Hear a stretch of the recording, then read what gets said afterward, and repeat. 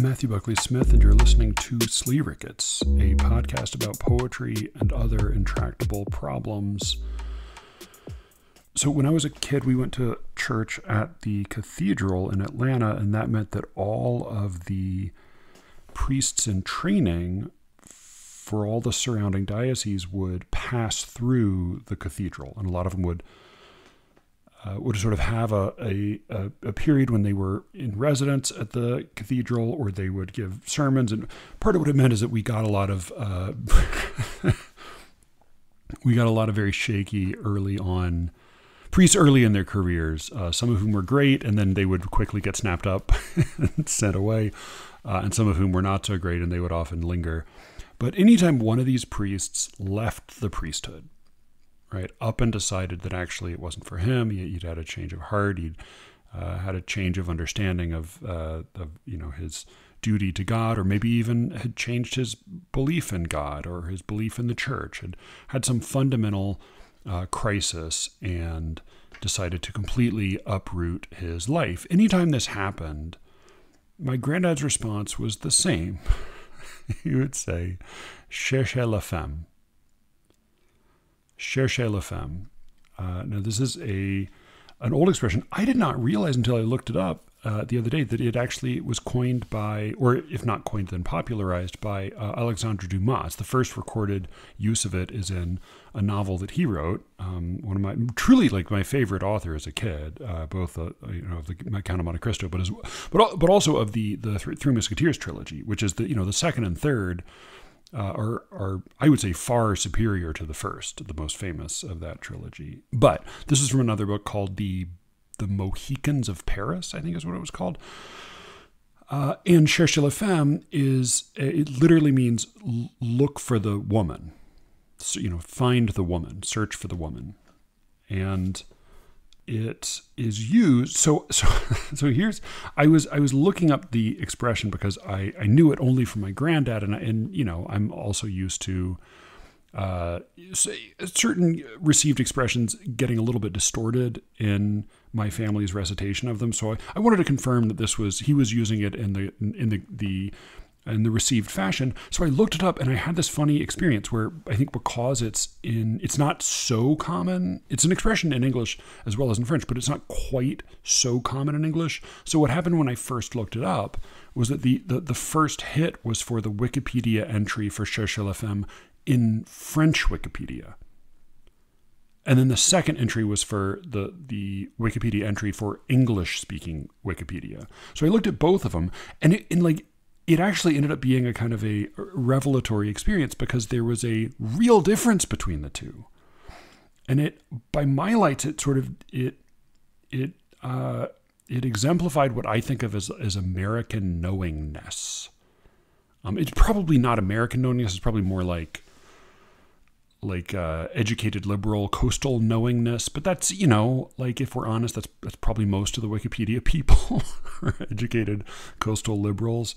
But there is a tendency, I think, among people who often do know a whole lot to get prematurely cynical, right? To assume that they know enough to dismiss something before they even know what the thing is that they're dismissing. I remember having a conversation with a friend of my wife's back in Baltimore where I brought up The Secret History, the Donna Tartt novel, and she said, "Oh, that was that little thriller about the kids from Bennington?" And I wanted to slap her because I think in her mind it was sort of like that had been sort of that was an episode of Charlie Rose. That was a little blip in the cultural tide that had flowed in and flowed back out. And I wanted to say, fuck you. It's a great book. That book changed my life. It's not just like a flicker in the zeitgeist. You don't know enough to dismiss that book. So the English entry for Cherchez la femme is, Cherchez la femme is a French phrase which literally means look for the woman. It is a cliché in detective fiction, used to suggest that a mystery can be resolved by identifying a femme fatale or female love interest. None of that's untrue, but it does sort of miss what's interesting about the expression at all. right? Like after giving a literal translation, it immediately identifies it as a cliche. And then moves on. And the definition it offers, or the interpretation it offers, it's used to suggest that a mystery can be resolved by identifying a femme fatale or a female love interest. That's not wrong, but it is a little bit wrong-headed. So I used Google Translate, which, God help me, but I read the French the French definition in French.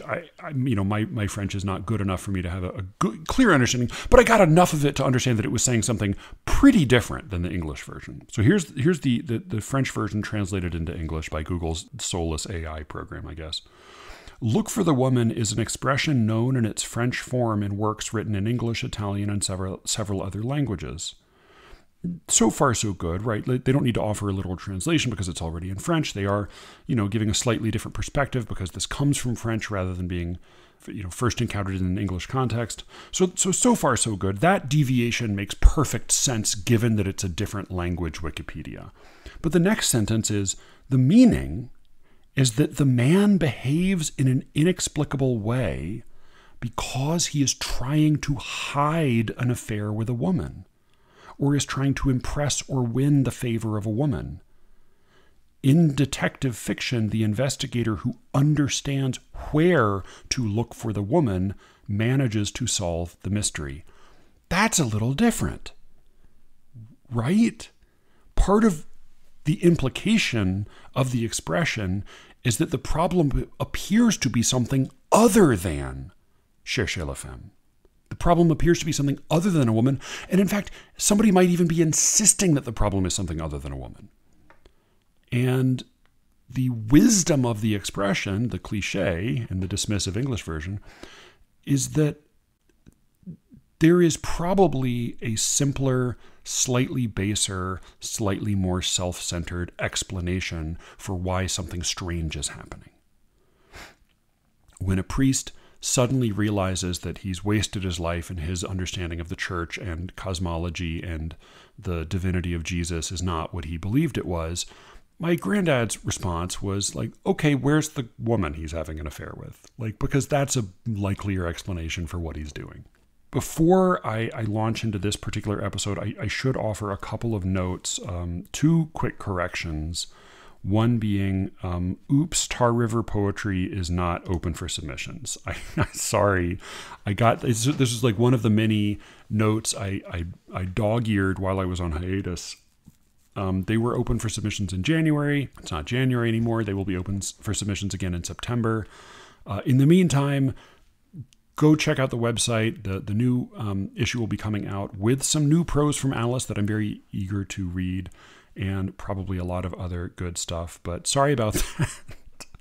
They'll be open again, and I will do my best to announce their submission window in a more timely fashion next time. Second correction, I in the last episode, I credited Michael Barbaro with being less insufferable than usual in his interview of Curtis Yarvin. I also credited him with doing a lot of preparation for the interview. I was right that he was less insufferable than usual, and I was right that he did a lot of good preparation for the interview. I was not right that he was Michael Barbaro. Michael Barbaro is the regular host of The Daily, but for this episode, and I guess for some other episodes that involve special interviews, the host was David Marchese, if you're saying it the Italian way. I don't know how Marchese maybe. So sorry, no evidence that Michael Barbaro is any less insufferable than ever. But it was David Marchese who he did interrupt. He interviewed Curtis Yarvin and did a pretty good job, but not of addressing, I think, the heart of the matter. But that was last week's episode. A couple other quick notes.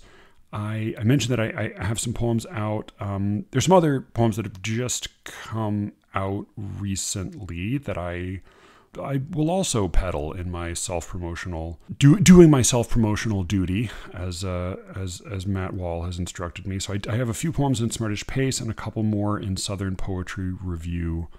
Some of them are maybe people posted on Facebook, some not. I will, if you want them, just ask me, I'll send them. Some people did ask me about the one in Plowshares. Just ask me. I'll send them to you. Oh yeah, and one of the ones in Smarter Pace is after Joshua Mehigan. And then finally, I read a review that our very own Zara Rabe wrote of Kava Akbar's Anthology of Spiritual Writing. I think it's for Penguin or some big press, but it is a good review. It's an endorsement, but it also, I think in a pretty thoughtful way, points out a lot of the limitations of Akbar's selection. It was also... Her review was the first time I had ever heard of one of the poems I want to talk about today, which is a poem called Church Going, not by Larkin. We talked about a poem by Philip Larkin called Church Going a while ago. Alice and Elijah and Cameron and I did. But this is a different poem called Church Going. It's by Marilyn Nelson. So I'll talk about that in a minute, but I had never heard of it before, and Zara's review informed me of its existence. So thank you, Zara, for that, among other things. All right. So there's that. I will return to Marilyn Nelson's Church Going in a moment. First, though, kind of the real occasion for this episode was a conversation that took place during my hiatus that I was not a part of. This is a conversation between Alice and Elijah of Versecraft. Alice of Poetry Says and SLEERICKETS, and Elijah of Versecraft. The episode is called Elijah and Alice versus the Abyss, or maybe Alice and Elijah versus the Abyss. And they talk about the new atheists, as well as why God exists or doesn't exist. Alice is skeptical but open-minded. Elijah is, well, I won't say he's unskeptical. He is, credulous is not really very kind. He is a believer, but he's a thoughtful believer, Listen to, just every word out of my mouth reveals more prejudice. I was pleased with the response to this episode. First of all, it made me I had strong responses to it, and I heard strong responses to it from listeners, but I was very pleased because those responses disagreed with one another. So the same day, I got a response from a listener saying this episode was interesting, but it drove me crazy how credulous it was, how little it challenged the claims of theism, how open to theism without any form of skepticism this episode was. That was what drove me crazy. And then I got another response the same day that said this was a very interesting episode, but it really drove me crazy how intolerant this episode was of theism and how it was so dismissive of religion. So that the dissatisfied respondents disagreed with each other, I think, is evidence that Alice and Elijah were doing their jobs right, because that's what I really want from. That's what I really hope for in this podcast. I want to have interesting conversations. I do want to try to learn things. I do want to try to figure some things out, but I don't ever want to get in the habit of peddling a consensus. If ever I start to get the feeling that I am consistently making one half of my listeners very uncomfortable and the other half very comfortable, then I feel a strong urge to produce the opposite effect with some other new episode. So I was pleased with the response to that episode, but I did have I experienced a lot of my own. I got to be one of you, one of the common people for a while, because I thought, fuck, I totally disagree with what's being said, but I have no recourse. Which is of course the normal experience of listening to a podcast. One thing in particular that I thought I would bring up, and I've already spoken to Elijah about this off mic, and he was, as always, very kind and generous and thoughtful. But he offered a kind of a generous speculation about he announced we're talking about the new atheists, Sam Harris, Richard Dawkins, Daniel Dennett, and Christopher Hitchens were known as the four horsemen of the new atheism. We're talking about the four of them, and they had a very confrontational, aggressive, often snide and dismissive approach to Christianity and Islam and theism more generally at the time. And Alice and Elijah were, I think, rightly pretty critical of them. Elijah then, in an exercise of cognitive empathy, as we've discussed on the show before, he said, but I didn't have the kind of experience with religion that Matthew did. I've spoken about some of my complicated relationship to the Catholic Church. And Elijah said, if I had encountered religion in that context and received some of those messages from it, then I might have taken a lot of comfort in reading skeptical writings about religion. I might have taken a lot of comfort. It might have been reassuring. It might have been refreshing or a kind of a relief to read people speaking harshly and dismissively about religion, and that was a kind of a comfort that he didn't want to dismiss out of hand. He didn't want to reject the possibility that could have had a real beneficial effect on a person who had experienced a lot of suffering in the context of religion.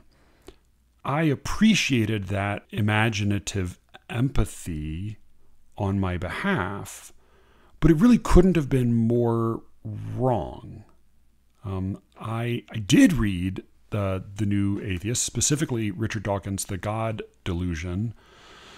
I did listen to a lot of Hitchens tearing into religious interlocutors. I did follow these guys to varying degrees, but my experience of them was not at all relief. It was the opposite. It was a kind of a horror, and it was irritation for one thing, because they are really irritating. Like, they are very irritating. They're, the subtitle of Hitchens' book, God Is Not Great, I think it's Why Religion Poisons Everything. I mean, these guys were clearly provocateurs, and they provoked, and I was provoked. I did very much believe in God when I encountered the work of the New Atheists, and I found it very annoying, but I also, insofar as I found it convincing at all, insofar as it raised doubts or put pressure on places where I already experienced doubt, I did not find this comforting. I did not find this to be a relief. I found this to be a source of horror. It was I had a deep dread at the prospect of a godless universe. And the idea of losing my faith in God's existence was really a living nightmare for me. I thought about Elijah's speculation, and it to me, it revealed, I think like a way of thinking, and I'm not going to attribute all this to Elijah, but it revealed a way of thinking that I think is very common.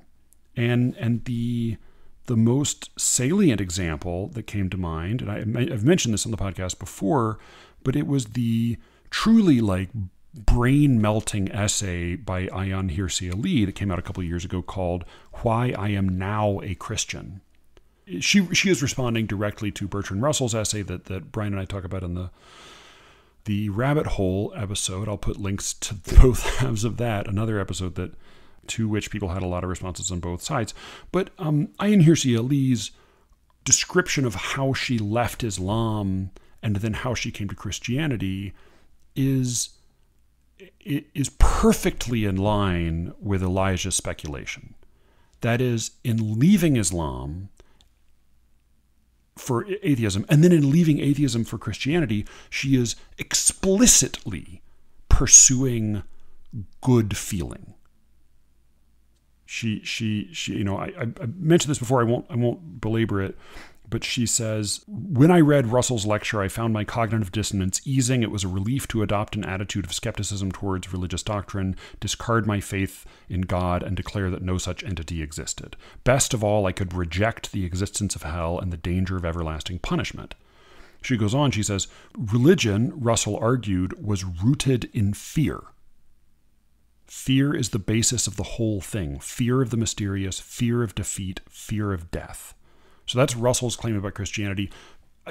To reiterate, Why I Am Not a Christian, the essay to which she's responding, is not at all a good argument against Christianity. It's a series of riffs and zingers. Like, it's not a good, Russell was a formidable logician. That is not an especially logical essay. It's mostly just an opportunity for him to to throw out snappy one-liners from the podium. But his argument is fear is the basis of the whole thing, of religion, of Christianity in particular. Fear of the mysterious, fear of defeat, fear of death. Here's the next sentence Ali writes. As an atheist, I thought I would lose that fear. But she's got it completely backwards.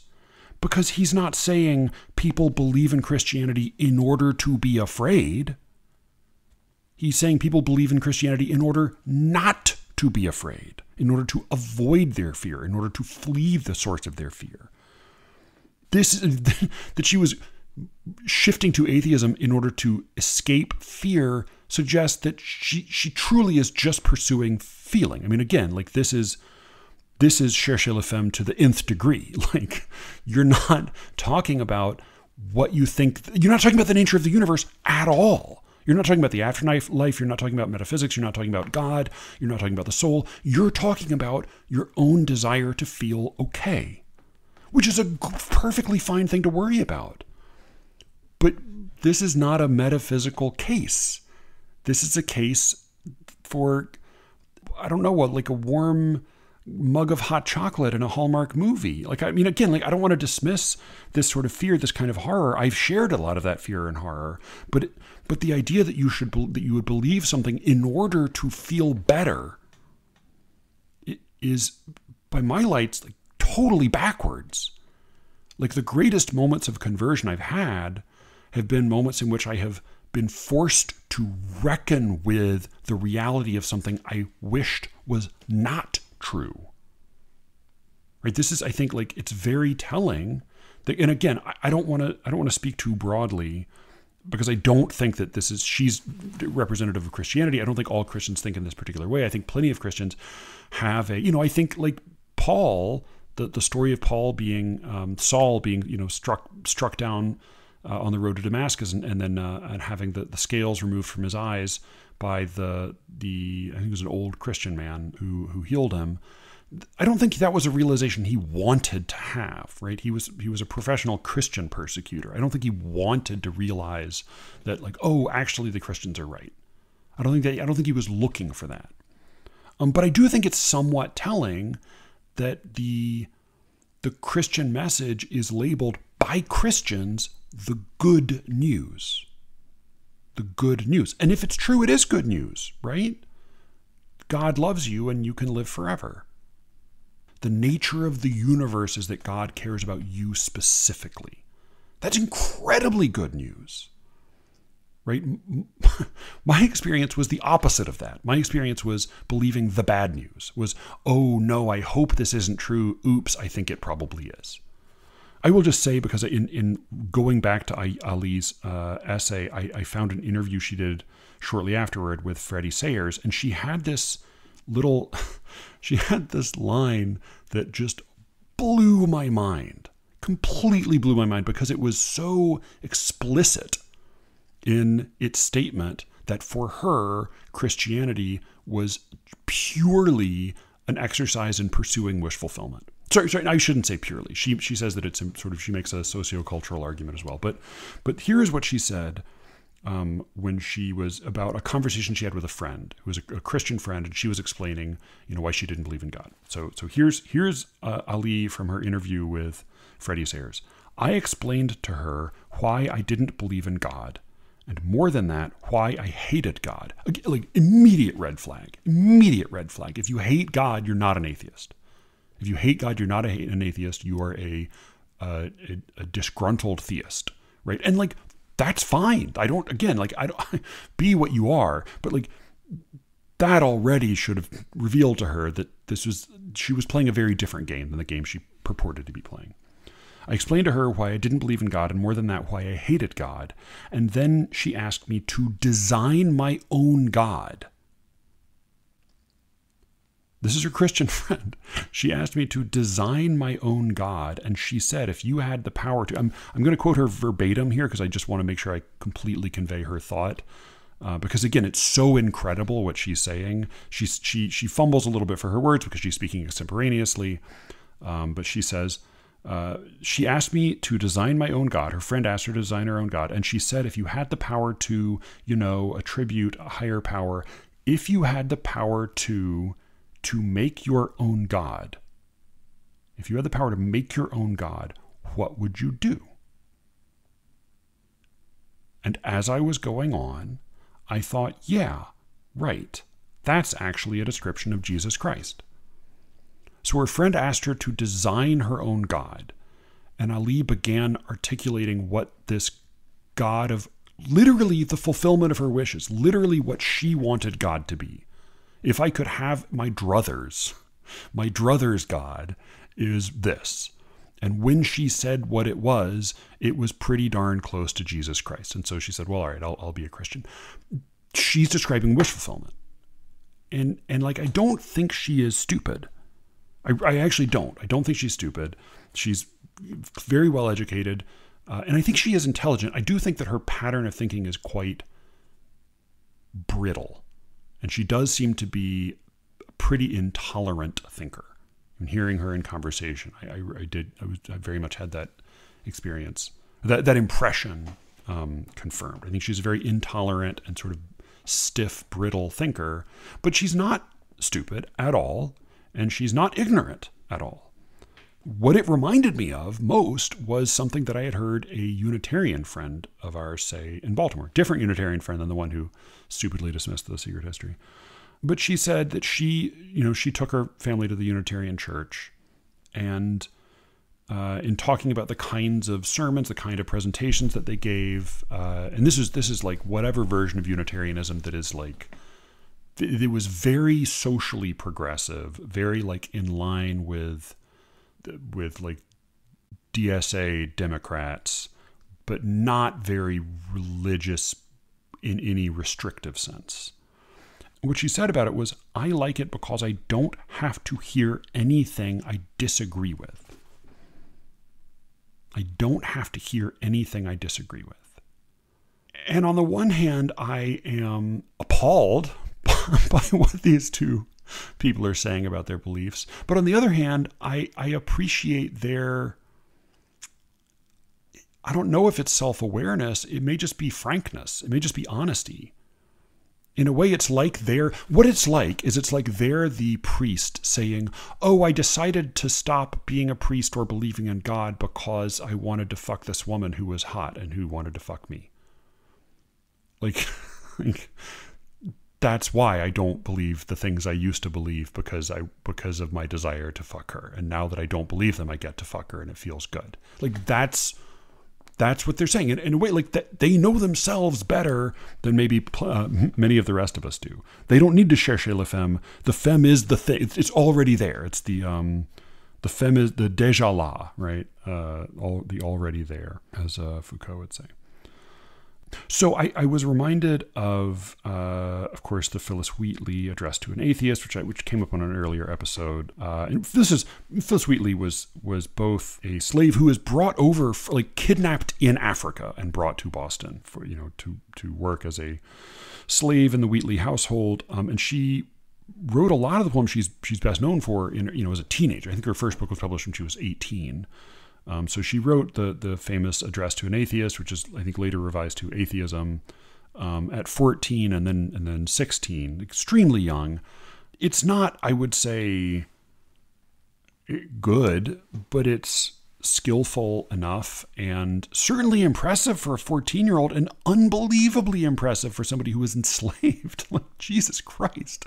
I have enormous, I was telling my daughter was sitting next to me as I was going back through some of her poems today. And I said, I don't think she's a good poet, but anybody who learns to read and write and cares that much about, cares that much about expressing some thought in verse under those circumstances, that person is worth hearing out, right? Whether she's talented or not, she's worth hearing out. So I reread some of her poems today, and yeah, I think my initial impression was mostly deepened, that she was very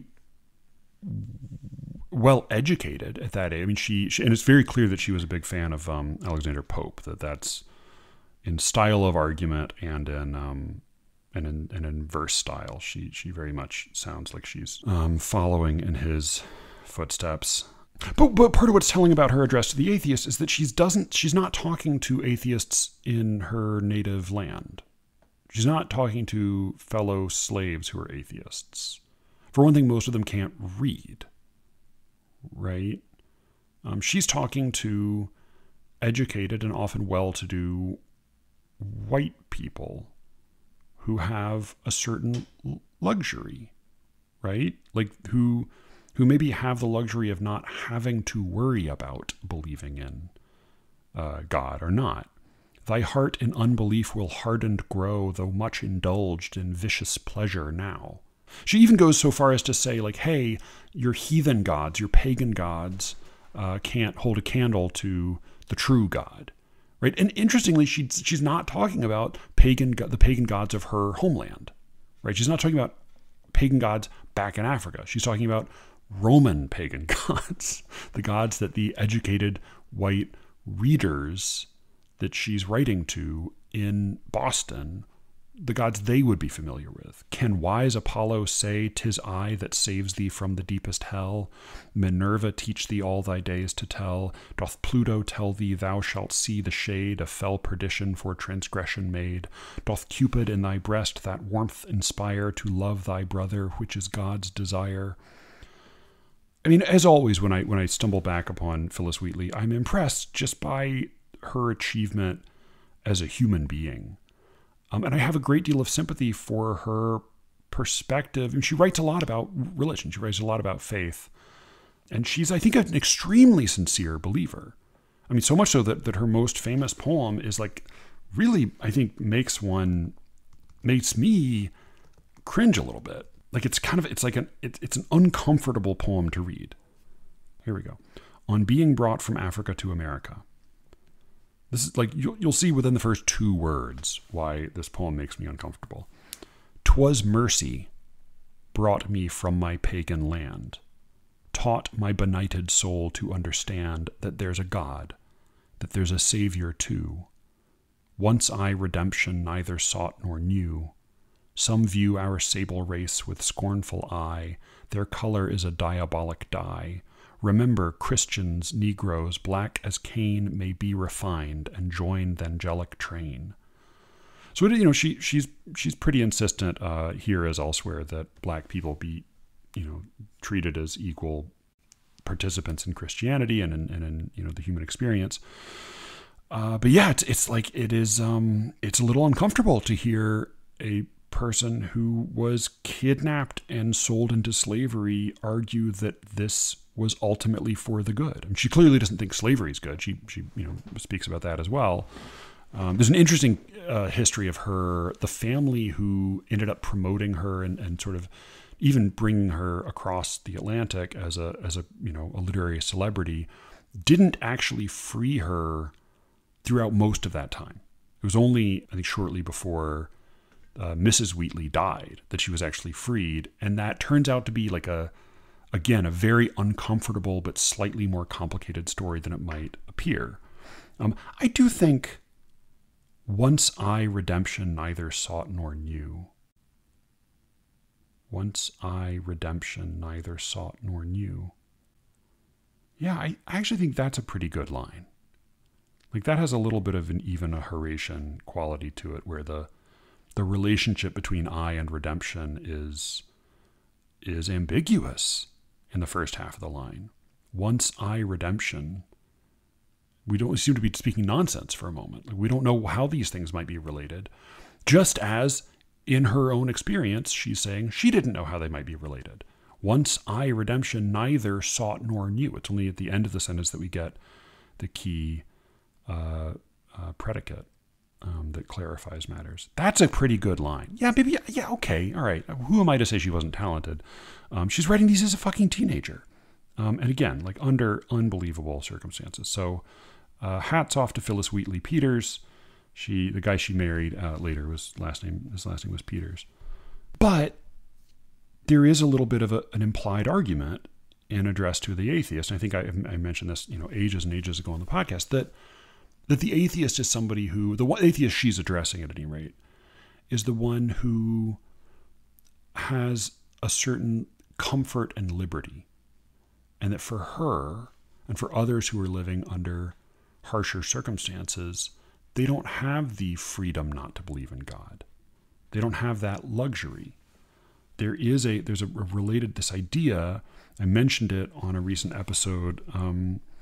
There is this idea that is circulated in, I guess, the self-styled heterodoxy recently, this idea of luxury beliefs. It was coined by Rob Henderson.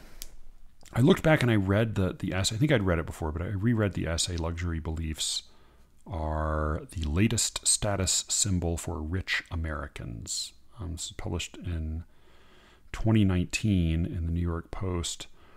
And this idea has gotten a lot of traction. He's turned it into a book. People have, started spreading this argument around that there are beliefs people hold purely as a kind of as a status symbol, as a way to, he says that it's identical to, people wearing name brand clothes to demonstrate their to demonstrate that they belong to a certain elect group. And he says the difference is that it's easier that expensive clothes are actually cheaper than certain expensive beliefs.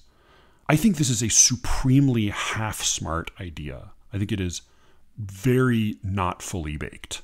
like on the one hand, he is pointing to a real phenomenon, right? The phenomenon of people professing certain beliefs, making certain claims as a way to associate themselves with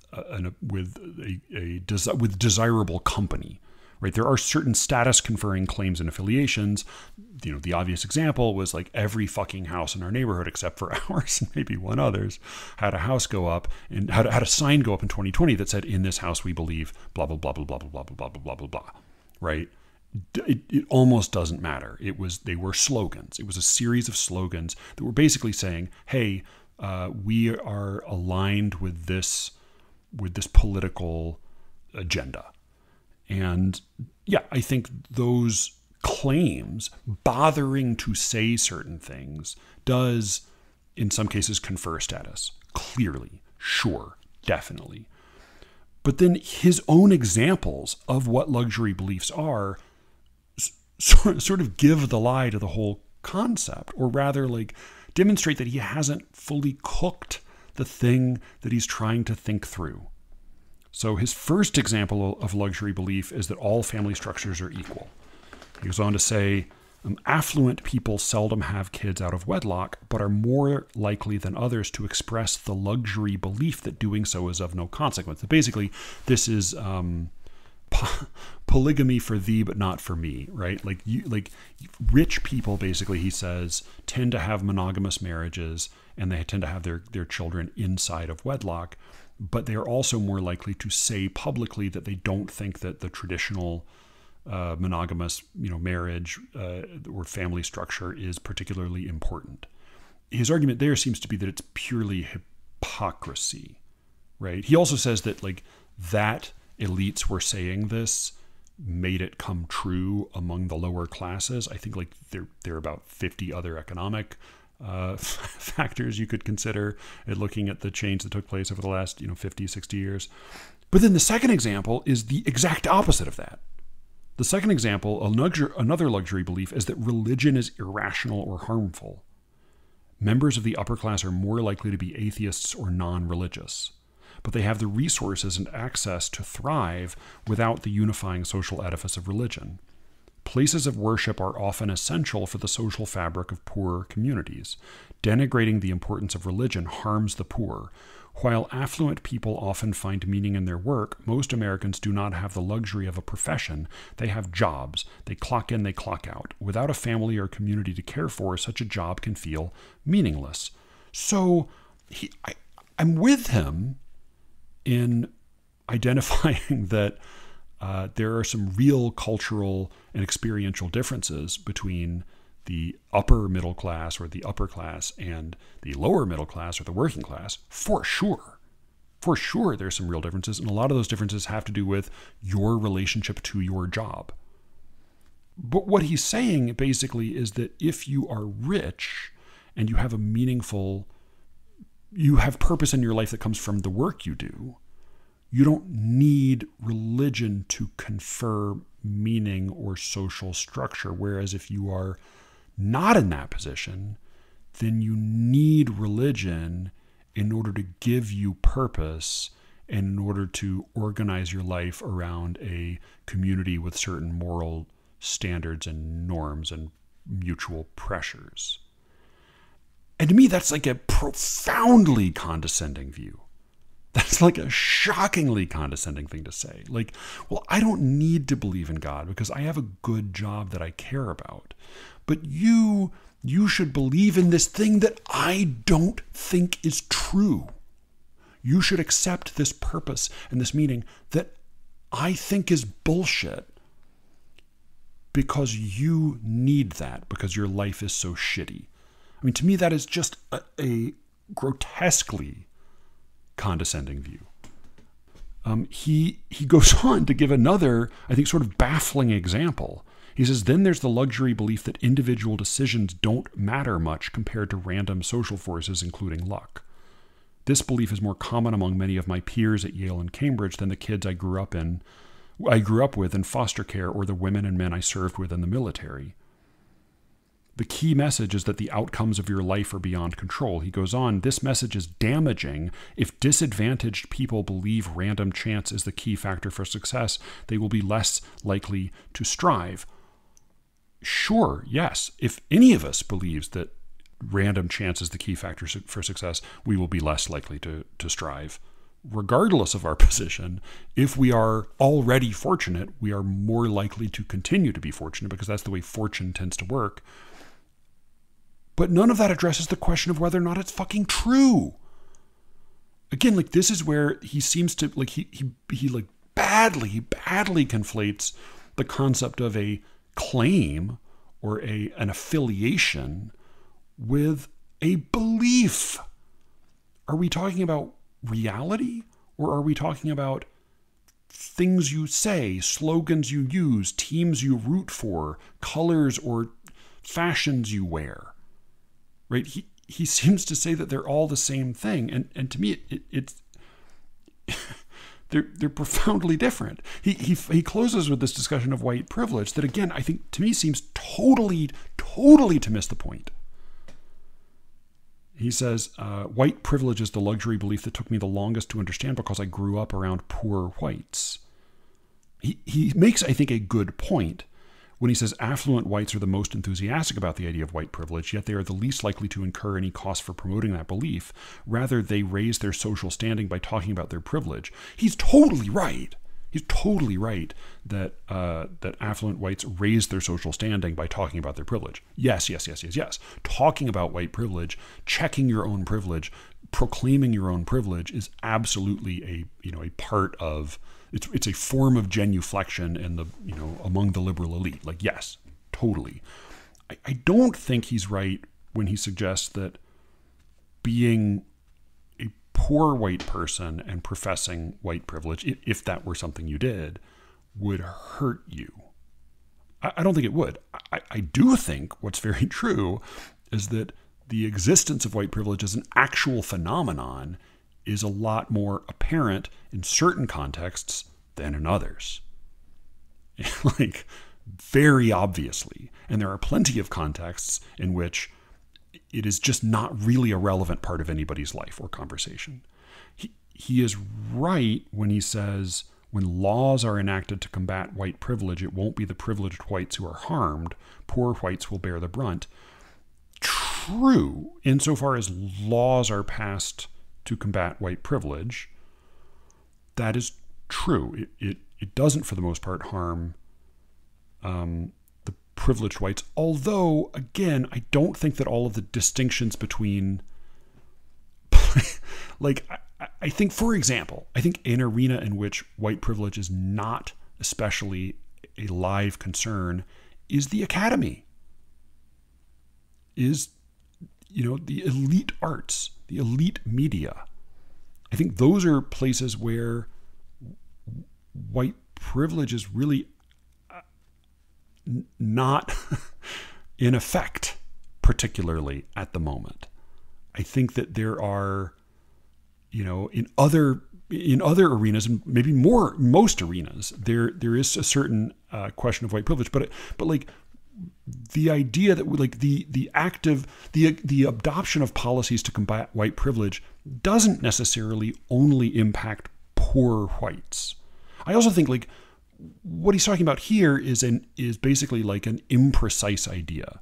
The idea that all white people enjoy a special advantage in all contexts because they are white, that is a very clumsy articulation of I don't think, again, if anybody does believe that, some people may profess that, that's just a wrong idea. It's a very clumsy application of a principle that has some reality behind it. So to me, it just seems like he's talking about several different things and he treats them all as the same. But I think what I'm most interested in here is this idea that there is the idea of the good and bad news, right? And that the idea that if you were poor, if you were stupid, if you were unfortunate, you need good news. If you're feeling bad, you need good news. And that's why you should believe something about the universe. Again, I have a certain respect for Ayaan Hirsi Ali for at least acknowledging what it is she's doing. She's pursuing her own good feeling. She's not pursuing a question of fundamental truth. So I want to get to this poem by Marilyn Nelson that I had never heard of. I never heard of until I read Zara's review. So Nelson is clearly nodding to Larkin's poem, Churchgoing. She's also nodding to a slave spiritual that she quotes in the poem. She quotes some lines verbatim from it, and she cites it in the poem. So she's in a Lutheran church, implicitly a mostly white Lutheran church. I have mixed feelings about this poem, but I do think it is worth hearing out. So this is Churchgoing by Marilyn Nelson. The Lutherans sit stolidly in rows. Only their children feel the Holy Ghost that makes them jerk and bobble and almost destroys the pious atmosphere for those whose reverence bows their backs as if in work. She's in church. She's describing a scene that's very familiar to me. Not that I ever went to Lutheran church, but I think maybe once or twice I did. But, people sitting stiffly in church, bowed and maybe even seeming to be concentrating or suffering as if they're doing some sort of work, while the kids are fidgeting and bopping around almost uncontrollably. And she makes a little joke about they're being seized with the spirit that's making them wiggle around in their pews. The Lutherans sit stolidly in rows. Only their children feel the Holy Ghost that makes them jerk and bobble and almost destroys the pious atmosphere for those whose reverence bows their backs as if in work. The congregation sits, or stands to sing, or chants the dusty creed's automaton. Their voices drone like engines on, and they remain untouched by everything, confession, praise, or likewise giving thanks. The organ that they saved years to afford repeats the Sunday rhythms song by song. Slow lips recite the credo, smother yawns, and ask forgiveness for being so bored. I, too, am wavering on the edge of sleep, and ask myself again why I have come to probe the ruins of this dying cult. I come bearing the cancer of my doubt, as superstitious suffering women come to touch the magic hem of a saint's robe. Yet this has served 2 centuries of men as more than superstitious cant. They died believing simply. Women, satisfied that this was truth, were racked and burned with them for empty words we moderns merely chant. We sing a spiritual as the last song, and we are moved by a peculiar grace that settles a new aura on the place. This simple melody, though sung all wrong, captures exactly what I think is faith. Were you there when they crucified my Lord? That slaves should suffer in his agony. That Christian slave-owning hypocrisy nevertheless was by these slaves ignored as they pitied the poor body of Christ. Oh, sometimes it causes me to tremble that they believed most who so much have lost. To be a Christian, one must bear a cross. I think belief is given to the simple as recompense for what they do not know. I sit alone, tormented in my heart by fighting angels, one group black, one white. The victory is uncertain, but tonight I'll lie awake again and try to start finding the black way back to what we've lost. So, I think, like the richness of the poem, apart from, I think, the little moments of evocative description of being in a church, especially all of the boredom and the almost soporific quality of a lot of the service. The tension in the poem is, her struggling with a lack of faith or a faltering faith, her reverence for the people who believed so much that they were willing to die in torture for what they professed, in contrast to the kind of the lazy recitations of the people presently in the church. And then the complication of American Lutheran Christian hypocrisy when it comes to slavery and the conversion of slaves to, or the instruction of slaves in Christianity, and the adoption of that Christianity by slaves, sometimes more passionately and more sincerely than it had been adopted by their owners. This is, I think, there's that Christian slave-owning hypocrisy, to me, feels a little explanatory. Not that it's wrong, but it starts to feel it's less evocative than definitional, as a piece of writing. Whereas I think there's something, nicely, the language is a little bit richer or the imagery at least is a little richer later on when she says, I sit alone, tormented in my heart by fighting angels, one group black, one white. The victory is uncertain. And that one group black, one white sort of nicely plays a couple of sets of meaning against each other, right? One group is black, one group is white. If these were Miltonic angels, then the black group is literally the group blackened by the flames of hell, which is how he describes the demons. They look like burnt angels. They are black, literally, with soot, with char. And the white ones are glowing with the light of God. But of course, superimposed on top of that dichotomy is the other tension between black Christians and white Christians, black slaves and the white owners, in which case the direction of virtue is maybe reversed, which is a nice way to suggest the tension, right? The wrestling of these two groups in her mind. So I don't think it's a great poem, but I think it's an interesting poem, and it's one that has some richness to it. I don't understand how she's using the word automaton in the lines the congregation sits or stands to sing or chants the dusty creeds automaton. Chants the dusty creeds, plural, automaton.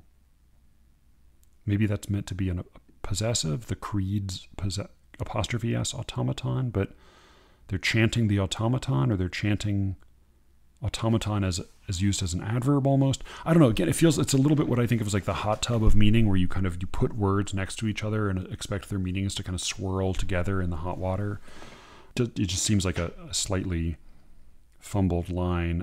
And then metrically, and ask forgiveness for being so bored, as a line in which the last 3 feet of the pentameter, I think, accidentally stumble into become, instead of being 3 iambs, they become 2 dactyls. And ask forgiveness for being so bored.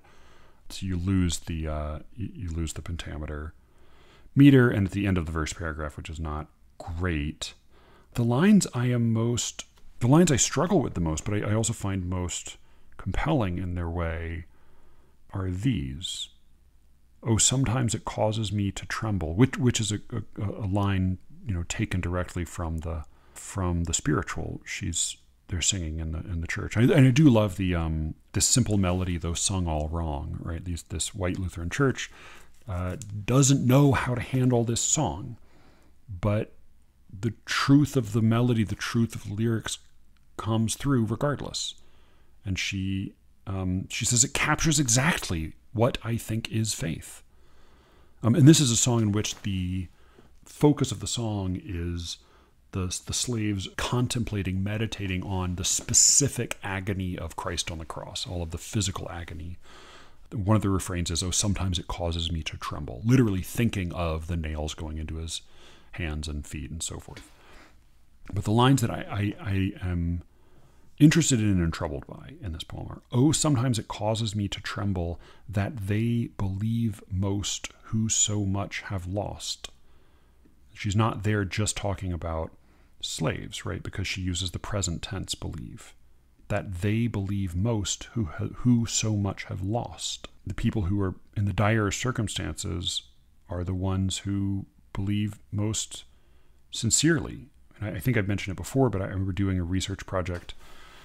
I was mostly assisting my friend Anthony, but it was a research project on Black gay men in North Carolina who were HIV positive, and just how what their lives were like. But one of the observations I made that I didn't press too much because it felt like this was, I was trying to follow his lead. But one of the observations I had was that every single one of these guys was a very enthusiastic believer.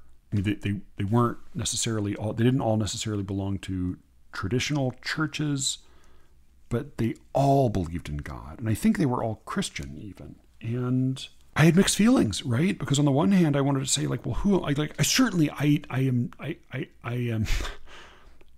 have no interest in telling anybody not to believe. I have no interest in trying to persuade anyone not to believe. But it did cross my mind that they were living in a foxhole, so to speak, right? They were black gay men in the South. Granted, it's not what it was. The South is not what it was for black men or for gay men, 50 years ago, 100 years ago. But they were black gay men in the South who were HIV positive. They're living in the valley of the shadow of death. And so if believing in God brings them comfort, why wouldn't they? Right? But part of that thought, to have that thought, is also to have the other thought that Nelson articulates. To be a Christian, one must bear a cross, which is like that I think is a lovely kind of double-edged syllogism, right? To be a Christian, one must bear a cross, which is almost to say it's only when you're really suffering that you come to Christianity because you need to have your burden relieved. But she says, I think belief is given to the simple as recompense for what they do not know. That is unbelievably condescending. It's so dismissive. It's just so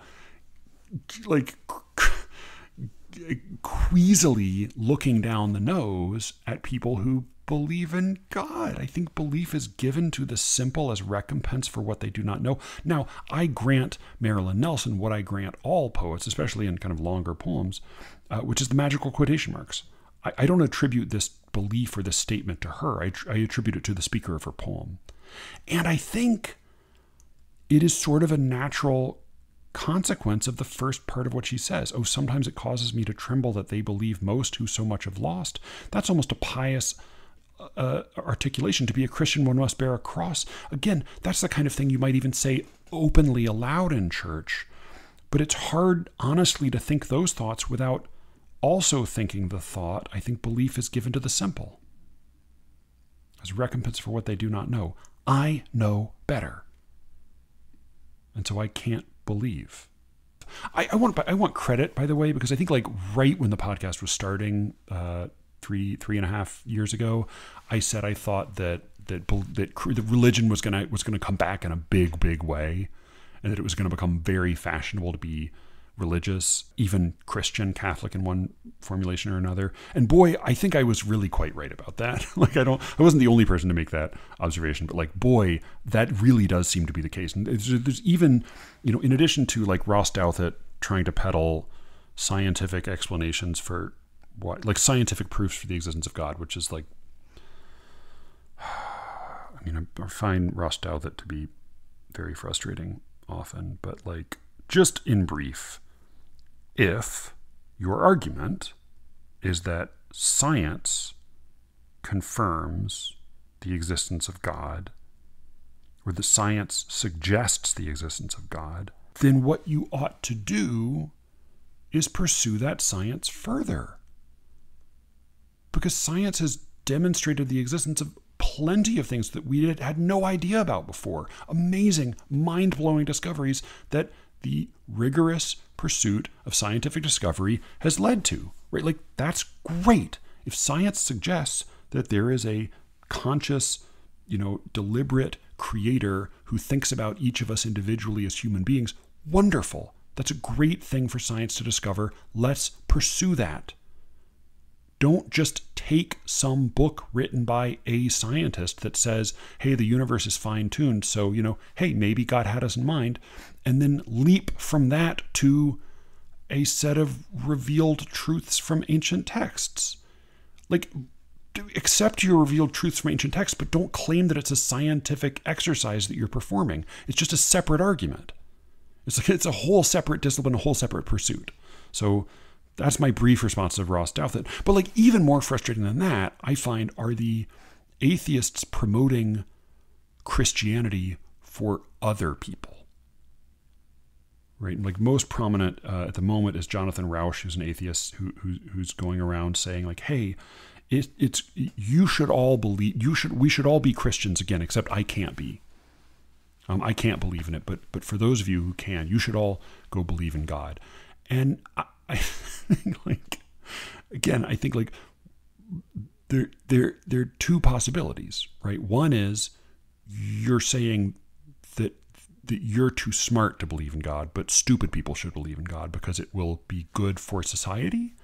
It'll be good for them because they need religion to make them behave, or that it'll be good for the rest of us if they believe. Like, again, like, just shittily condescending.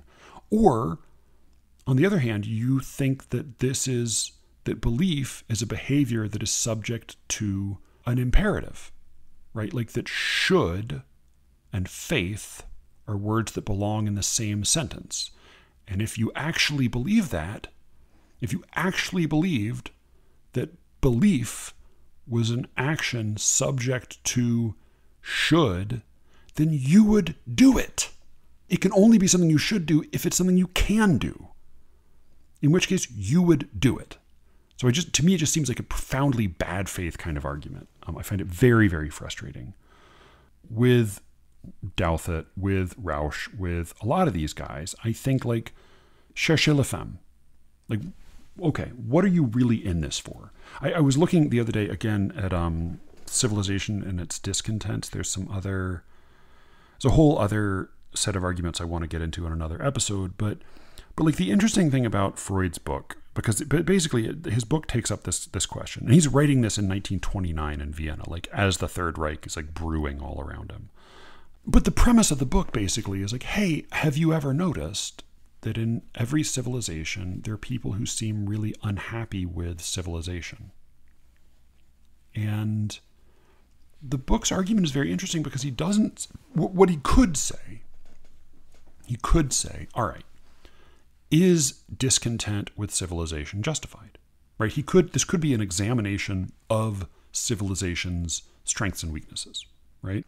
Are the people who are discontent with civilization justified? And the people who are discontent with civilization, by the way, this is the subject I want to get into in another episode, are like fascinatingly varied in their views. Like, this spans the entire political spectrum. People who think that the civilization is fundamentally, deeply wrong.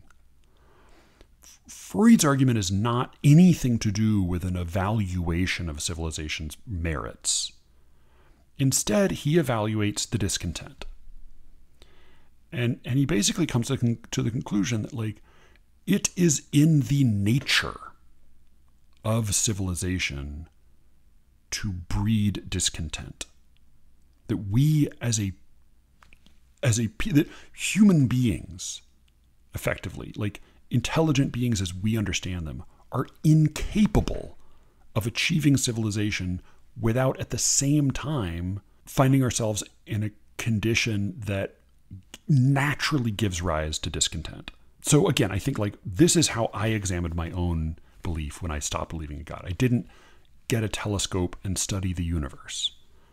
I turned the microscope inward, right? And I said, all right, what am I doing when I believe in God?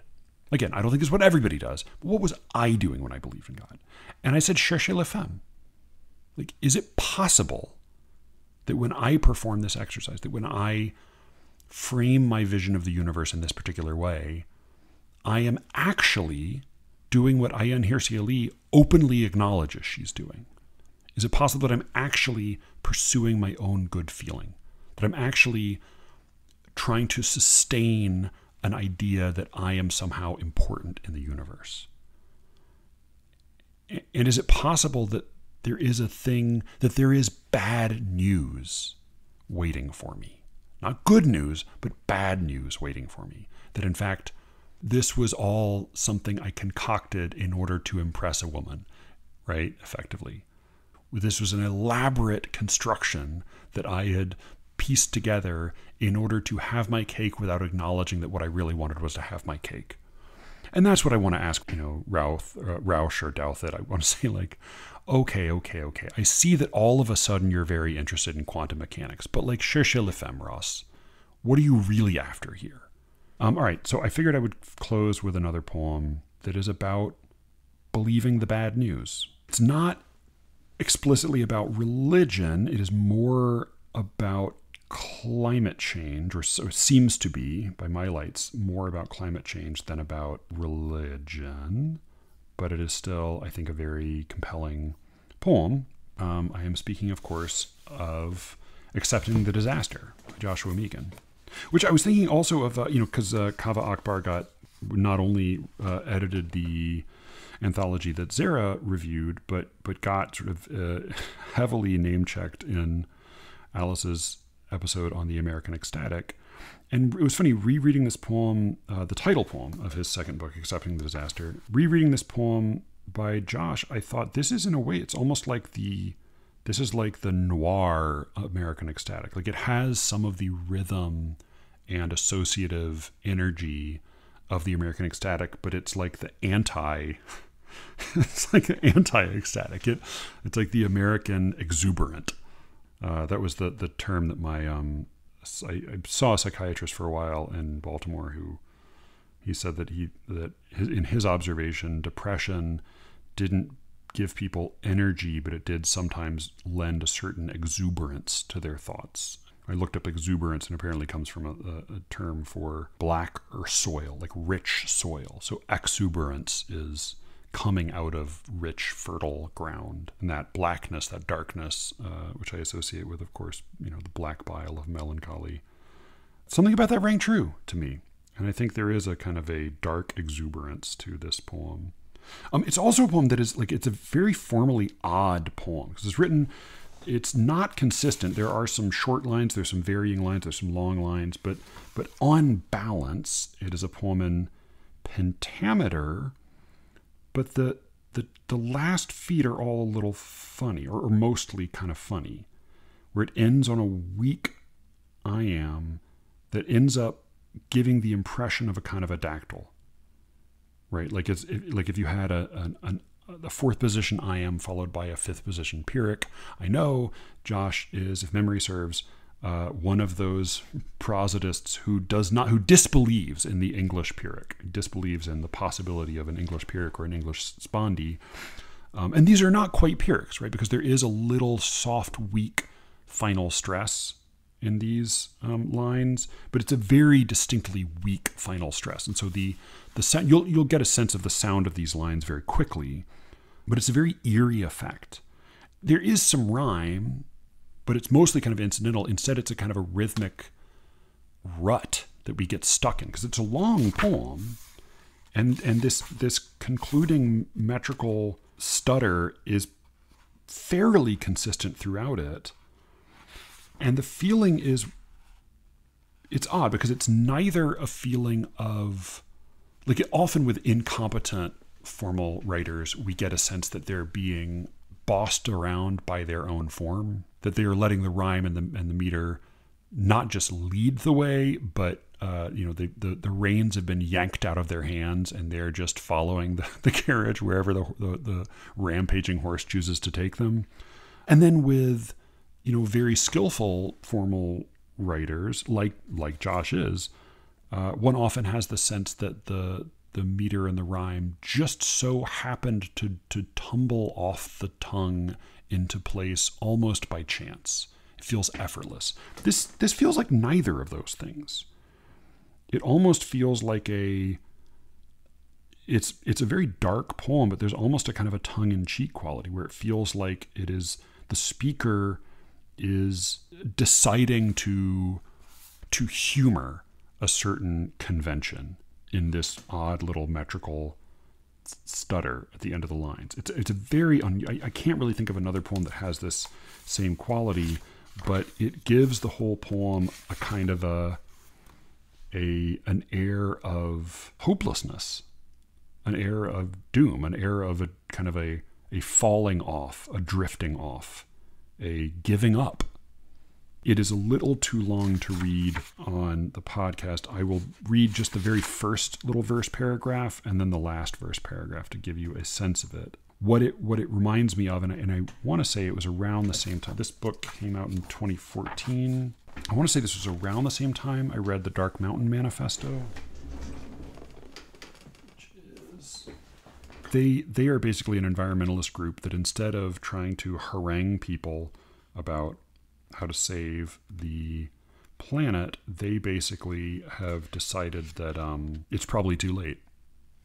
And instead, the goal of the Dark Mountain Project is to come together to mourn collectively what has happened.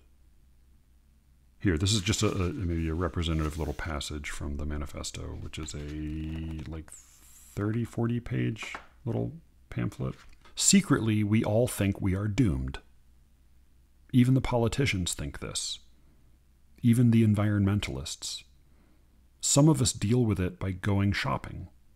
Some deal with it by hoping it is true. Some give up in despair. Some work frantically to try and fend off the coming storm. Our question is, what would happen if we looked down? Would it be as bad as we imagine? What might we see? Could it even be good for us? We believe it is time to look down. All right, so here is the beginning of Accepting the Disaster by Joshua Mehigan. Silence came first, not one of those silences that afflicts a people facing years of hardship, but the sound of republics, of cities and villages not noticing countless noticeable changes. Some of us couldn't bear that kind of silence. But we, ignoring our leaders' slick assurances and the timid findings of our so-called experts, finally heard our own small consciences and soon saw many signs of the disaster. The rhythm picks up more heavily in the next several lines. The rhythm I was talking about with that kind of funny, almost Pyrrhic, weakly stressed final I am. Crowds moved, the cities sang with grievances, squabbles occurred and inconveniences, and before long seditious skirmishes rattled the squares and markets, wantages, and strife spread inland. Some of the unrest was calmed with salaried sports and danishes, some with the help of a few quietuses, and some was not calmed. The rich, intrigued, watched from their terraces. No one could reach the federal offices. Old enemies reaffirmed old purposes and hatched mad plots to milk our weaknesses. That salaried sports and danishes, kind of a nice variation on bread and circus. Yeah, that I don't know. I'm unsure exactly what that effect is, but it is eerie. Like, it's not as if it seems like he's just happening to say things this way. It does feel conscious, but it also doesn't feel forced. It feels like a resignation almost into this odd little form that he's speaking in. I'll just end with I'll read the last verse paragraph. Our children mock these reminiscences. Trying to say what it was like is like trying to teach the blind what darkness is. True, some of our fears are just and some are specious, and whether pain looks more like death or life depends upon your personal preferences. But years of days and shared experiences have taught us to believe in the disaster. And though nobody arrives with bandages or canteens or a plan, and though we sit and wait as the sun slowly extinguishes, even so, with time and with a lot of patience, finally we accepted the disaster. And crowds moved, cities sang with grievances, the luckiest suffered 100 comeuppances. Long wars were waged by secret caucuses, flesh-eating plants grew in the provinces, the rich, sobbing, were dragged from their terraces, the temples burned with heartfelt, pointless promises, and the round wind came across the dry plains daily. And it's partly because of the mention of the provinces, but that last line, the round wind came across the dry plains daily, definitely calls to mind for me the end of Fall of Rome. Altogether elsewhere, vast herds of reindeer move across miles and miles of golden moss silently and very fast. But it also calls to mind a different and more quietly bleak line from a poem, I think, very much abused by Elijah and Cameron, in the back half of that Jeffrey Hill episode when I was out, Obad by Philip Larkin. The last line of that poem, of course, is "Postmen like doctors go from house to house." Yeah, it's not exactly a call to arms. It's a kind of it's an account of mourning. It's about believing the thing you wish were not true, instead of believing the thing you are happy to discover is true or happy to believe is true. It's about resigning yourself to the bad news. Yeah, I have another thought on believing the bad news that maybe will come back. But yeah, I think like part of what frustrates me is I just think there's like a lot of bad thinking about a lot of these ideas, a lot of bad or half-baked thinking. And again, as like maddening as I find it to read Ayaan Hirsi Ali's essay, Why I'm Now a Christian, or to listen to her give her interview with Freddie Sayers, I have to respect her because she's totally honest about what she's doing. Like, I think she doesn't recognize that there might be a contradiction there. She doesn't recognize, either doesn't recognize or doesn't care that she is purporting to speak about metaphysics and is actually speaking about her own emotions. But she seems to me about 100 times more honest than Ross Douthat or Jonathan Rauch or most of the rest of us. Certainly more honest than I was when I was frustrated with the New Atheist, who, by the way, are frustrating, are annoying, are assholes. Like, no doubt. Totally. Alice and Elijah were totally right about them in that respect. But yeah, reading them brought me no comfort at all. It was just it only brought a sense of dread and foreboding that I might eventually be forced to accept the disaster. Thank you for listening. You can reach me, as always, at SLEERICKETS@gmail.com. Go check out The Secret Show. I put up both halves of the episode on Tolstoy's What is Art? I think it was a lot of fun digging into that book. Both halves of that episode should be up on the Substack, the Secret Show at SLEERICKETS.substack.com. Go put your email address in today. And with any luck, I will be speaking to you again very soon. Until then.